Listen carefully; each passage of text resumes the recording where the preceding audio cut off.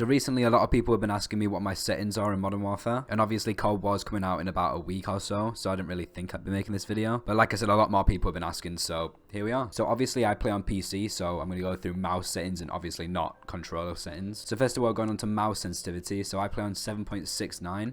Now that's a really weird number, and that's because I converted it using the Mousesensitivity.com website. I'll leave a link in the description to it if you want to try yourself. I can't remember which one I did. I either did my Battlefield 1 or Battlefield 5 sensitivity, or my Counter-Strike sensitivity. It's one of those. Now if I go into advanced, I leave all these default, so 1.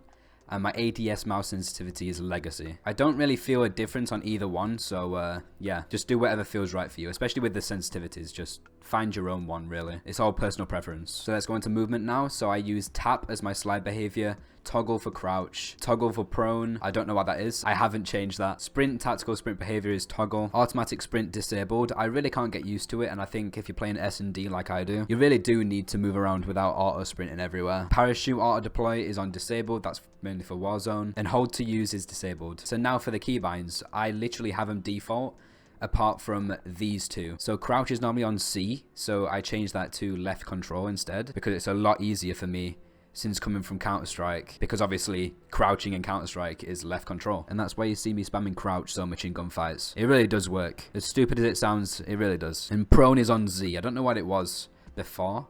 I honestly have no idea. So yeah, everything here is default apart from these two. So let's go into the weapons and equipment tab now.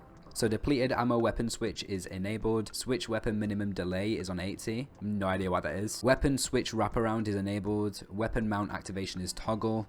Weapon mount movement exit is enabled. Weapon mount exit delay is on 100. ADS behavior is toggle. I mean, it's just personal preference again. Change zoom / toggle hybrid behavior is on the first one. And equipment behavior is on hold. So I hold in my keybind to cook grenades and stuff like that. So now we're on to the actual keybinds. Fire weapon is left mouse, ADS is right mouse, reload is R, next weapon is 1 or mouse wheel up, and obviously your previous weapon is 2 or mouse wheel down. Weapon mount is mouse wheel 5, alternate fire is unbound. I think it's on B normally, but I've unbound it because I never do that. I mean, if I want to tap fire, I'll just tap my mouse 1. I don't really see a need to have it. Melee finishing move is just E, holding E, which is obviously my melee button. I think that's default. Use lethal equipment is on G, but I do use mouse wheel. So I just hold in the mouse wheel if I want to cut grenades and stuff. Use tactical equipment is on Q.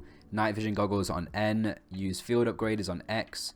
Mission ability for weapon inspect I, and change to low light 1 is number 1. Kill streaks and vehicles. Vehicle camera recenter is on disabled. So kill streak keybinds, my first kill streak is on number 3, second on 4, and third on 5. And then to see the kill streak wheel that comes up, I press K. To use armor plate is 4. That's for obviously Warzone. Now the vehicle keybinds, they're all default, literally. So overlays and shortcuts tab now.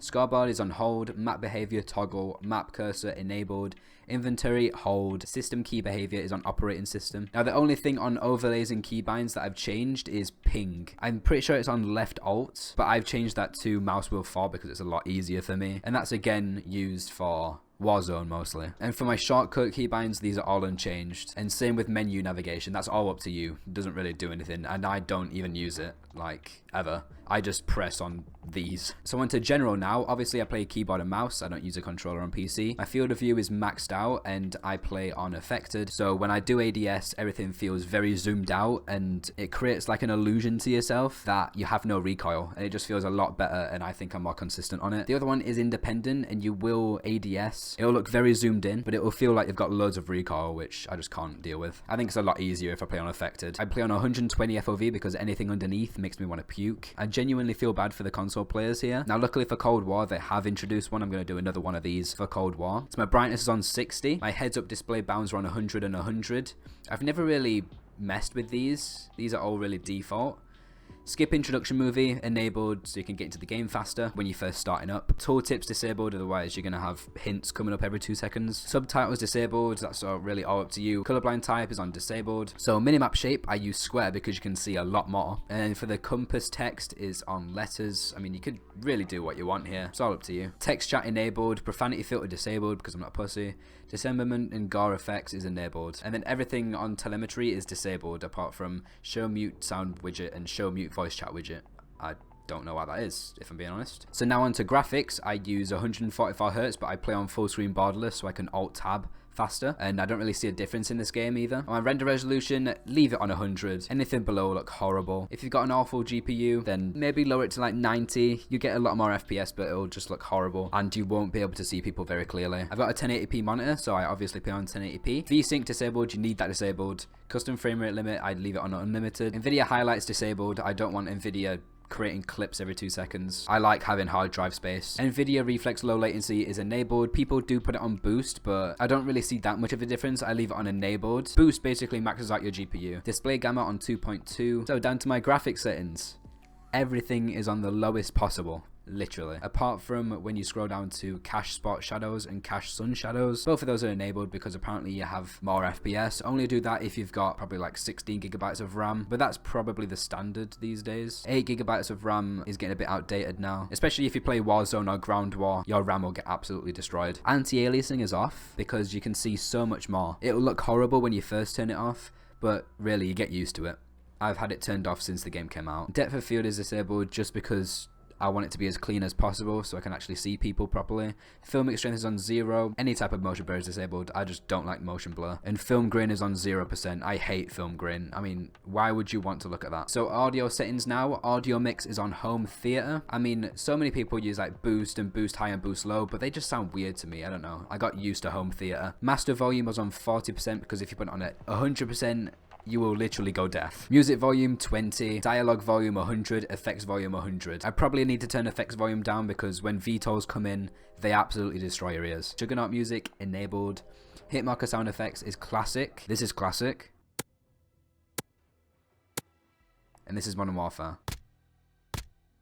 Voice chat enabled, voice chat device, default system device. Voice chat recording mode is push to talk because I don't like open mic. I don't want people hearing me all the time. Voice chat volume is on 150. The default is 100, but I like to hear people's reactions clearly. My microphone volume is on 275%. My microphone volume is on 275. That's because in Windows, my microphone is on around 30%, and that's to prevent it from peaking. So then I have to blast it out in the Modern Warfare settings in order for it to actually sound loud enough for people to actually hear me. I used to have it on 300, but then people were saying it was too loud, so I'll just put it down a little bit. Voice chat effect, no effect, and then their war tracks, you can do what you want with those. So yeah, that's my Modern Warfare settings. I know this was pretty scuffed, but when Cold War comes out, I'll probably do a more polished version. I mean, there's only a week to go until Cold War comes out, so I thought I'd just make this quickly because people were asking for it. It's nothing special. I mean, I've just lived with normal keybinds pretty much. So if you found this helpful, leave a like and consider subscribing. Thank you guys for 200 subscribers. We hit that a couple of days back. And yeah, again, I don't have an outro, so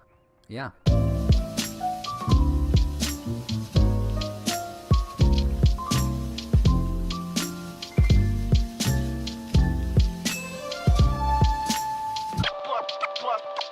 Plus this.